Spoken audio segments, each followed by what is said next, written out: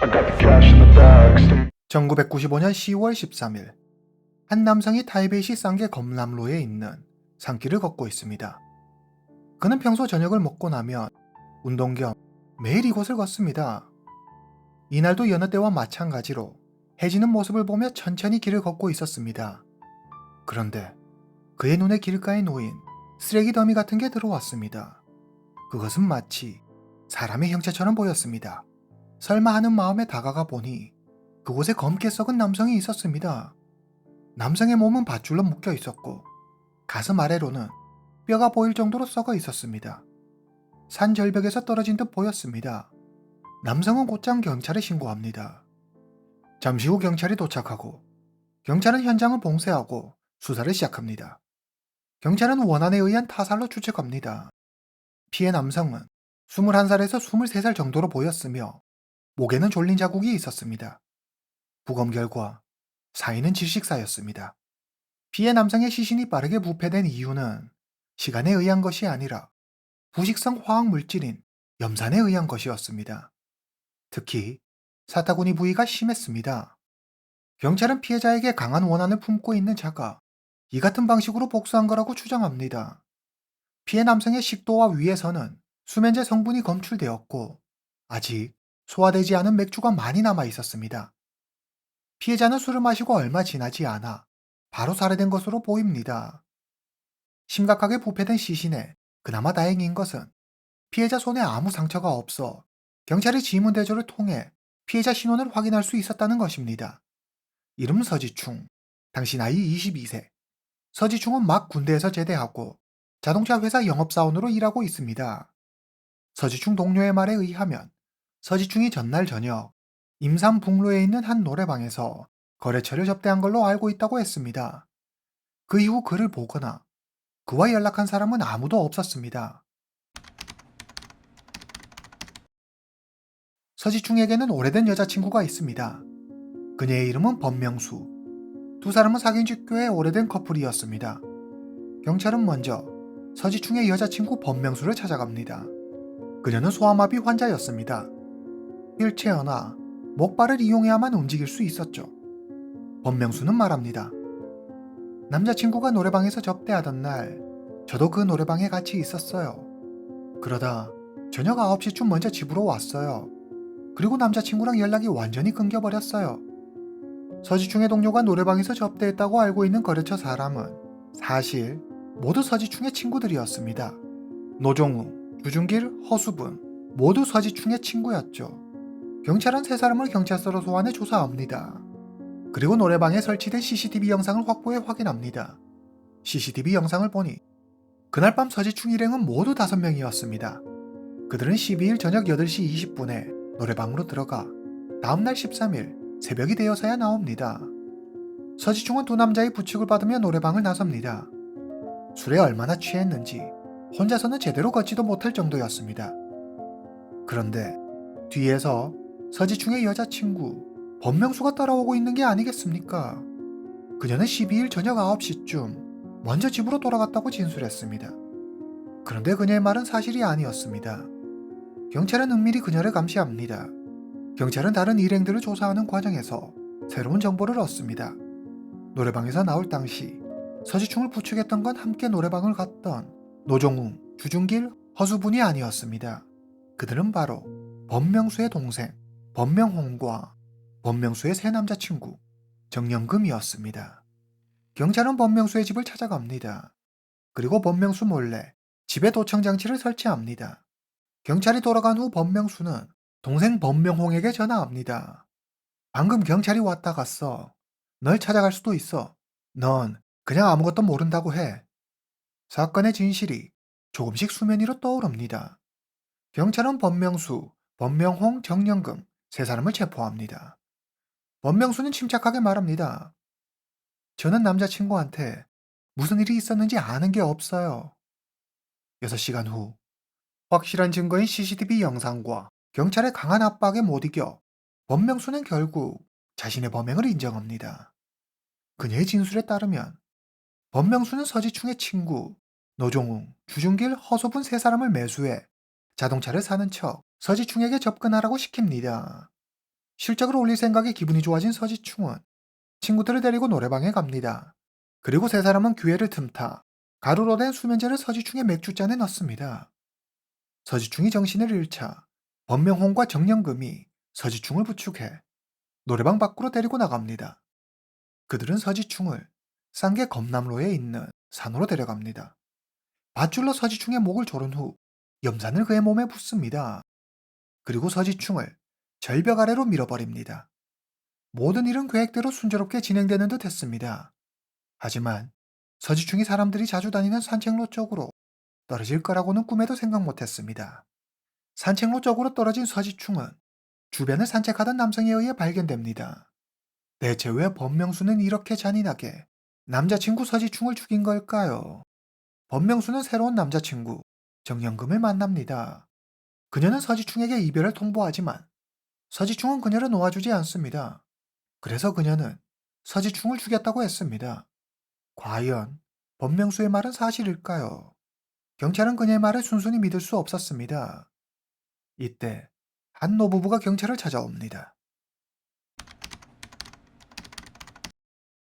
수사가 한창 진행되고 있던 그때 한 노부부가 경찰을 찾아옵니다. 그들은 신문에서 해당 사건을 봤다고 했습니다. 이들 부부에게는 아들이 한 명이 있는데 현재는 실종 상태라고 합니다. 그들은 아들의 실종이 범명수와 관련이 있을 것이라고 주장합니다. 노부부의 아들 이름은 주검, 범명수의 전 남편입니다. 주검과 범명수는 장애인 직업기술학교에서 만났습니다. 주검 역시 소아마비 환자입니다. 같은 아픔을 가진 두 사람은 서로를 의지하며 좋은 관계를 만들어 나갑니다. 범명수는 주검보다 6살이 어렸습니다. 처음에는 노부부는 범명수의 나이가 너무 어리다며 둘의 결혼을 반대했습니다. 하지만 아들 주검이 여자친구 범명수를 너무 사랑했습니다. 그는 부모를 설득했고 결국 노부부는 두 사람의 결혼을 승낙합니다. 이때 범명수의 나이는 겨우 19살이었습니다. 결혼 후 두 사람은 각자 도장 가게를 차립니다. 범명수의 도장 가게에는 매일 손님들로 북적이었습니다. 그녀의 한 달 수입은 10만 대만 달러, 우리 돈 약 420만 원 정도로 당시에는 꽤 큰 돈이었습니다. 결혼한 지 얼마 지나지 않아 범명수는 임신하고 귀여운 딸을 낳습니다. 노부부는 며느리 범명수가 너무 기특했습니다. 그들은 며느리를 딸처럼 아끼며 사랑했습니다. 범명수는 행복했습니다. 그러나 그들의 좋은 시절은 그리 오래가지 않았습니다. 1992년 노부부에게 청천벽력 같은 소식이 전해집니다. 아들 주검이 아파트를 팔고 갑자기 흔적도 없이 사라져버렸다는 것입니다. 게다가 아파트를 판 돈 120만 대만 달러도 함께 말이죠. 아내 범명수는 경찰에 남편을 실종 신고하지만 남편을 찾을 수 없었습니다. 2년 후 1994년 범명수는 남편 주검의 실종으로 인해 혼인이 회수됩니다. 그녀는 딸을 시부모, 즉 남편 주검의 부모에게 맡기고 떠납니다. 주검의 부모는 몇 년 동안 아들을 찾기 위해 백방으로 노력하지만 안타깝게도 어디에서도 아들의 흔적을 찾을 수 없었습니다. 그러던 중 며느리였던 범명수가 남자친구를 살해했다는 소식을 듣게 됩니다. 주검의 부모는 순간 아들이 갑자기 사라진 건 절대 우연이 아니라는 생각이 듭니다. 그래서 그들은 직접 경찰을 찾아온 것입니다. 경찰은 범명수의 친구들을 찾아갑니다. 친구들은 범명수의 결혼 생활이 매우 불행했다고 말합니다. 범명수의 도장 가게는 항상 손님들로 넘쳐났지만 주검의 도장 가게는 파리만 날리다 문을 닫게 됩니다. 이후 주검은 택배기사로 일합니다. 친구들은 주검이 자기 뜻대로 일이 되지 않자 잘 나가는 아내를 질투했다고 합니다. 주검의 자격지심은 날이 갈수록 깊어져 급기야 술을 마시면 아내에게 막말을 하고 무력을 사용하기까지 했습니다. 범명수는 남편의 횡포를 그저 참고 견딜 수밖에 없었습니다. 친구들은 주검이 아파트를 팔아 그 돈으로 다른 여자랑 도망가 새 인생을 살고 있을 거라고 이야기합니다. 착하고 능력 있는 아내, 범명수와 딸을 남겨두고 말이죠. 그러나 경찰은 이들의 진술을 곧이곧대로 믿지 않았습니다. 경찰이 지금까지 지켜본 범명수는 거짓으로 자기를 포장하고 동정심을 일으켜 자기 편으로 만드는 재주가 있는 사람이었습니다. 친구들의 진술 역시 모두 범명수에게서 일방적으로 들은 말뿐 본인들이 직접 보거나 경험한 건 아니었습니다. 경찰은 법명수가 주위 사람들을 속였을 가능성이 충분하다고 판단합니다. 그러나 법명수의 주장은 일관됐습니다. 남편이 저 몰래 아파트를 팔아 돈을 챙겨 도망갔어요. 저와 딸은 대체 어떻게 살라고? 남편이 어디로 갔는지 몰라요. 그렇게 집을 나가고 연락 한 번 없었어요. 경찰은 주검에 회사 동료를 찾아갑니다. 그리고 그에게서 새로운 단서를 하나 얻습니다. 그의 말에 따르면 1992년 12월 24일 저녁, 그는 주검, 법명수 부부, 서지충과 함께 저녁을 먹습니다. 크리스마스 이브라 물론 술도 한 잔 곁들였죠. 그런데 다음날 주검이 출근하지 않았습니다. 그리고 얼마 뒤 법명수가 남편이 사라졌다며 실종 신고를 합니다. 경찰은 생각합니다. 뭔가 서지충 사건과 비슷한데. 경찰은 주검의 사건이 서지충 사건과 어떤 연관이 있음을 직감합니다. 그날 함께 술을 마신 4명 중 1명은 죽고 1명은 행방이 묘연합니다. 법명수는 자신은 아는 게 없다고 딱 잡아댑니다. 법명수는 소아마비 환자입니다. 그녀가 범행을 저지르기 위해서는 반드시 누군가의 도움이 필요합니다. 경찰은 그녀 주변에 있는 남성들을 조사하기 시작합니다. 경찰은 먼저 서지충의 살해 혐의로 체포된 법명수의 새 남자친구 정영금을 불러 조사합니다. 정영금이 말합니다. 법명수가 전에 전 남편의 고향집 부근 묘지에 묻었다고 말한 적이 있어요. 경찰은 정영금의 진술에 신빙성이 있다고 판단해 법명수의 집으로 찾아갑니다. 경찰은 법명수의 집 근처 묘지 부분을 전부 수색합니다.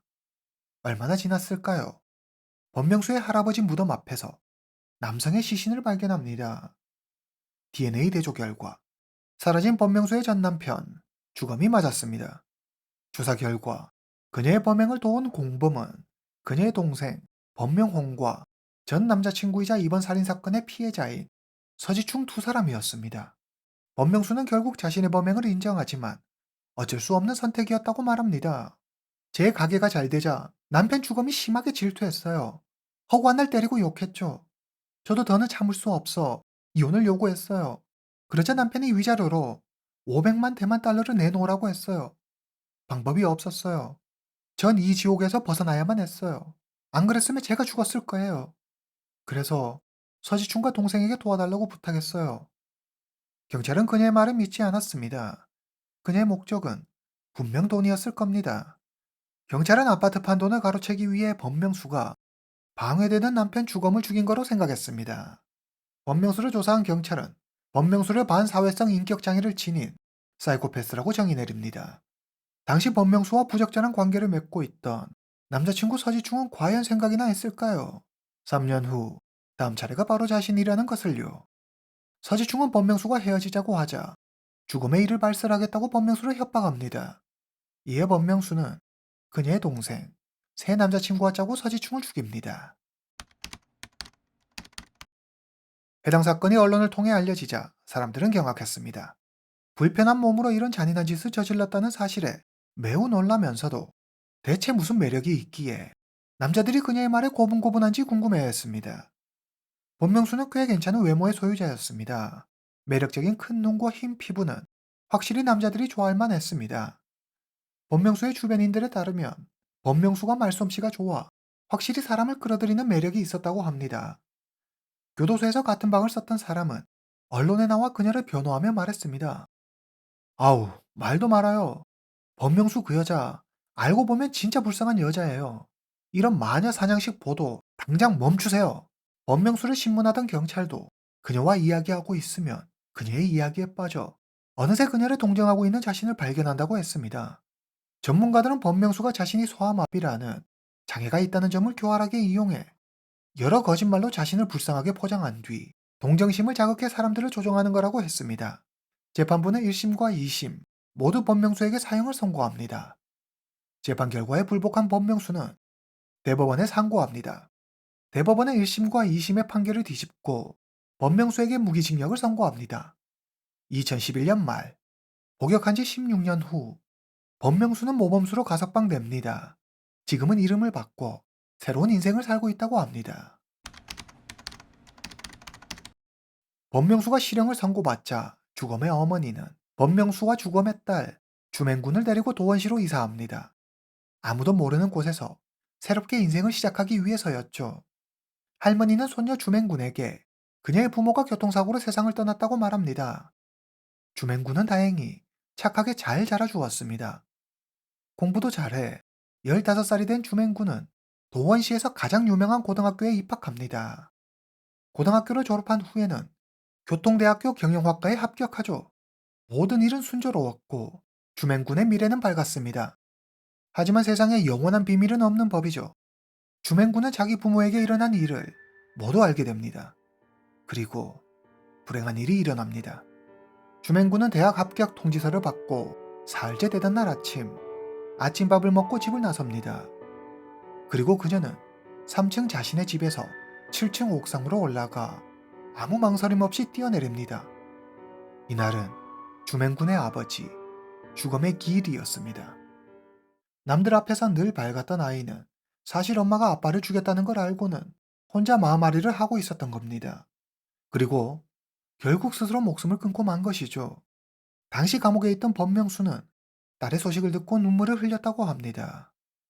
어른들의 잘못으로 죄 없는 아이가 상처받고 혼자 그 아픔을 사귀다 세상을 떠났다는 사실이 참 마음이 아픕니다. 오늘 이야기는 여기까지입니다. 다음 시간에 뵙겠습니다.